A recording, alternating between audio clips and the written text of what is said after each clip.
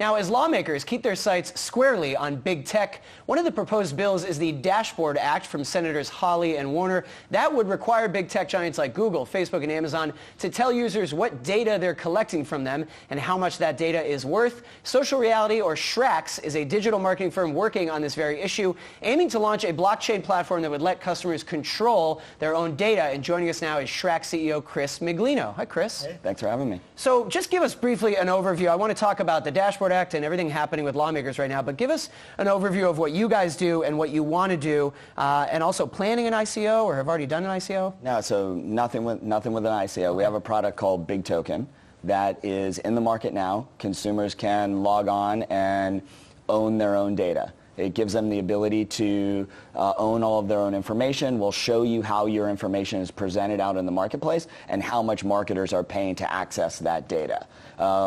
The challenge that marketers are having is, and in the Dashboard Act, is the requirement to tell the consumer how much their information is worth, right? And data sells like the stock market does. It's sometimes certain data is worth more money, at other times it's worth less money, so it's a complex issue. So we've created a platform that lets consumers own their own information. We've gotten almost 16 million people to join the platform, so it's active and out in the marketplace. Now, where are you getting the data, or how do you guys at SRAX figure out how these other companies are using our social data? So the way it works is you go into the application, we ask you a variety of different questions, we ask you to connect all of your Facebook accounts, your Twitter account, all your Tumblr account, any of your other accounts you can connect into the application. We pull that data in, and then we put you into what are called segments. And the way the data market works is users are put into male, female, make a certain amount of money, live in this area, has a phone that travels from here to here.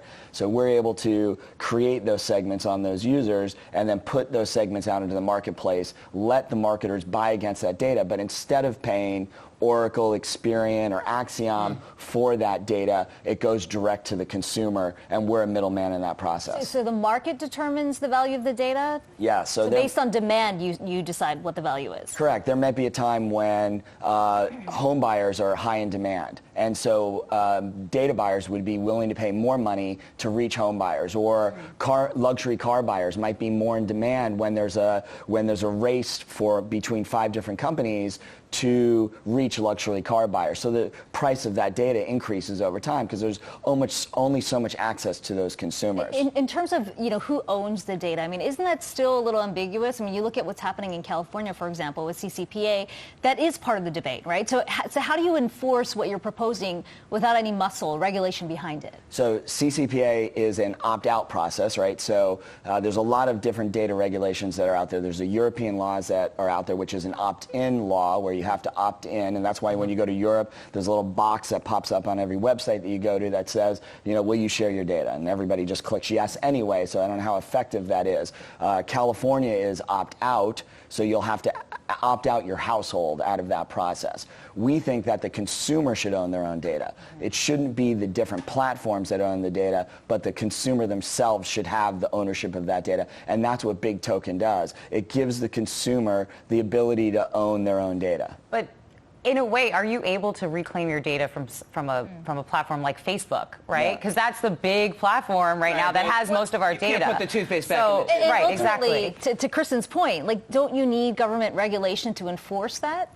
No, what you need is, once the consumer realizes how much money they're making off of the sale of that data, the consumer pushes the product along. And that's how we've gotten to so many people that have joined the platform, is consumers are seeing, oh, I can make hard cash off of my data, and I'm going to sign up today and make that happen. Then you start to realize, oh, do I really want to be on Facebook? Do I really want to share this data inside Facebook? You can't get rid of the data that's already out there, but you can minimize your footprint out in the marketplace. Now, we're working on tools that will make it so that buyers can only buy your data, and with ad blockers that will block ads that are not buying information from you. So if they're buying it from third parties, those ads won't appear, just as a regular ad blocker would block your ads. So we're creating it so that your information has to be purchased by you, and if it's not, it's from some third party trying to sell that data, then that ad won't show up for you. I'm just trying to push this out. Like if I, let's say, sign up for SRAX and I also have Facebook, right? If I'm driving this use case out, do I stop using Facebook? Not the or does example where Facebook it's now? useful But No, you don't stop using Facebook, right? Like there's benefit that you get from using the social interactions inside Facebook, and you're willing to trade your value of your data in exchange for that. Now, what the Dashboard Act will do is Facebook will have to tell you the value of the data that they have there for you. And that's what BigToken does. BigToken tells you exactly what everybody's willing to pay for any one of your individual segments that you fall into. And believe me, you fall into a lot of segments. Right. I mean, the average consumer on our platform falls into 280 segments. Wow. So everywhere you're in like 400 of them. Yeah. Squarely. Really quick question, because I know we're going to have to wrap. How much money on average do you think the average person's data is worth? So if they had to put a dollar number to it. It fluctuates on where you live and what your demographics are. But I've been on the platform now for 5 months. I have around $1,000 worth of data. So, and I can cash that out. It adds up fast when you have 2 billion users. Well, that seems lower than what I thought it was worth. I thought you were going to tell me I was worth like $15,000. You're not that a month, $15,000 a month. Some people are, and on our platform, you don't only get paid for your own data, you get paid for the data of everybody you bring into the platform. So it's like Facebook would have said to you, hey, invite your friends into Facebook, and we'll pay you for every friend that joins as the ads we show to them. So we are creating an ecosystem and an environment for people to benefit from the sale of data. All right. Chris Miglino, really interesting stuff. Thank you very much.